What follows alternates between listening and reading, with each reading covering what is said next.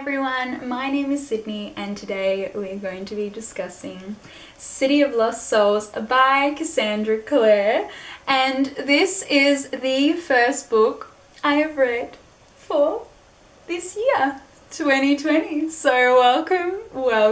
When I look at this year, all I feel is excitement because there are so many things happening, so many things that are coming, so much manifestations happening and people coming into my life. I don't know, it's a really exciting time. There's something about 2020 where I feel the ease of distraction, I feel the ease of our uproar, and I think we're moving towards change. We're moving towards something bigger than us.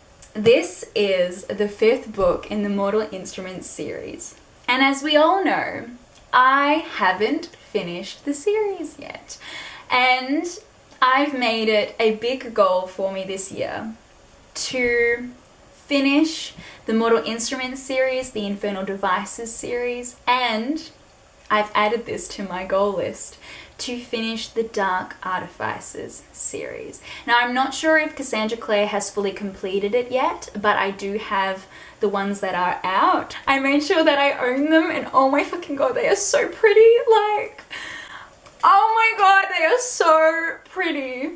I love Cassandra Clare. She's one of my favorite authors, and it makes me giggly and excited because I love the world of fantasy. I believe that I am a fairy in this life, and like, so hardcore. I am dancing within green and yellow, and I'm looking up at the sky and it's all blue all the time, and there's flowers and grass. I love grass, and just, yeah, it's a really good time. So every time I dive into a Cassandra Clare book, I am automatically just taken to a new realm and meeting all mythical creatures, all of my friends. So it's great. There are 4 books before this one, so I don't really want to go into spoilers for you guys. I do have videos on them though. I'll leave the links down below. The first book is called City of Bones, and from then on there are other books, and you should really go read them. There are vampires, there are werewolves, there are so many things, and it's just so good. Honestly, I really just want to go into the spoilery section of this book, so let's go there. If you haven't read City of Lost Souls, go read it, come back, and then we can talk. Here we go in 3, 2, 1. So, first thing I'm going to talk about is Cassandra Clare. You have such an obsession with incest. I don't know why, but you have such an obsession with it that I don't like reading it. It's a lot. It's a lot. Every time I read something where Sebastian would be looking at Clary in a way, ew, bye-bye, stop, please, stop, just stop. Can the next books not have this, please? So yes, I didn't like that. It was too much. But what I did love in this book is my favorite character got so much recognition, and he was within this book so much. For those of you who don't know which character I am talking about Simon. I love Simon. And I also really like Simon with Isabel. Their relationship is really cute, and I want more. And I want more Simon all the time. I also really love Magnus. I love Magnus. But in this book, the relationship between Magnus and Alec, I personally, and maybe I am very different with my opinion here, but I really don't like them together. Alec is just so annoying. He's always negative. I don't think they're right for each other. I really don't. There's something about Magnus where he deserves so much better, he deserves so much more. So there are a few things that happened in this book. We had Camille, and I really love Camille. Her story is really interesting to me, that she's a vampire, the head of the clan, but also how we have the character of Maureen, who is someone that Simon in the past fed on.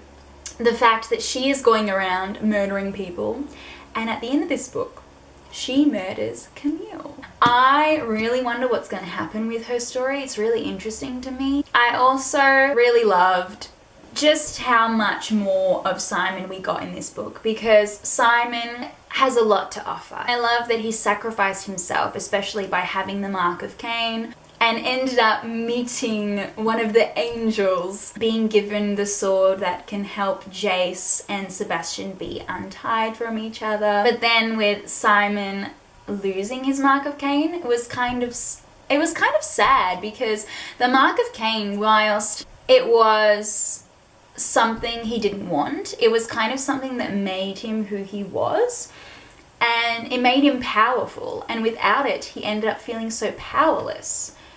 So that was very interesting, but a great way of making a deal with the angel. You give me your mark of Cain, I'll give you the sword. Oh yeah, can we just talk about for a second here how Simon, of course, to get Isabel to fall asleep, he goes and freaking says the whole thing of Star Wars. Oh my god. I also really found it interesting within this book. When Magnus had brought a demon in the room, the demon asked for a price of every single person in the room to give one happy memory away. And that was a moment that was really sad, because Simon, he wasn't ready yet, and ended up giving a memory away that was possibly about his family, possibly about his mum. I kind of wish that we knew all of the memories they gave away, because it would have just really made sense towards their character. Oh, so then we have Clary. And Clary, honestly, she's so fucking cool because she's able to create new runes. But for the life of me, she is so fucking stupid with her decisions she makes. She just jumps the gun and doesn't talk to anyone about what she's gonna do, her plans. She just goes and does it. And they almost all the time are stupid. I personally really love the fairies. There's something about the way they talk, and I'm a fairy, but not that kind of fairy. They're kind of sneaky, I'm not that one. But the whole beginning of this book, how she's got the rings, and Clary, she tells Clary to get the rings for her, and Clary ends up keeping the rings for herself, and so Simon and her are using the rings to communicate with each other across the world. And that was really interesting, but I also found it so interesting that the Fairy Queen was listening into their conversation the whole time. Like, what? That was really cool, and I really like the use of the rings within this story. So, Clary ends up basically sacrificing herself. So, they ended up being within this house that kind of moves around the world. Like, they can go to any place they want to. So they're like in Italy at one point, they're in France or something. Like, why are they on holiday? This ain't a time for vacay. And also the fact that Jace isn't fully himself, and there's just so much sexual tension within this whole book, but Jace isn't himself. And then you have Sebastian there, who is connected with Jace, and that's her brother, and there's just so much that's wrong whilst reading this book. Let's talk about the end of this book, because that was very, very interesting. We find out that Luke's sister is on the side of Sebastian. And Sebastian has been evil this whole time, right? There were moments where I actually felt sorry for him because he's so alone. There was that moment of feeling sorry for him, and then I went straight back not feeling sorry for him because he's a fucking literal psycho. Clary ended up with the sword and stabbed Jace because she couldn't get to Sebastian in time. But how their tie ended up being broken. Jace now embodies Heavenly Fire, which is the next book, City of Heavenly Fire, and I'm so excited. Oh my god. I basically, reading this, went straight to thinking of vampires, like Twilight version, but he's just glowing now. Like, honestly, just glowing. I did think it was really cool though, and I'm so glad that they are finally not like this anymore, because that was weird. But yeah, I wonder what's gonna happen next. Like, I still really think that something bad is going to happen at Luke and Jocelyn's wedding. Like, I really think something is going to go down at the wedding. I'm guessing that Maureen is going to be on the side with Sebastian, as well as the Queen Fairy. And another thing, why does Jace hate ducks?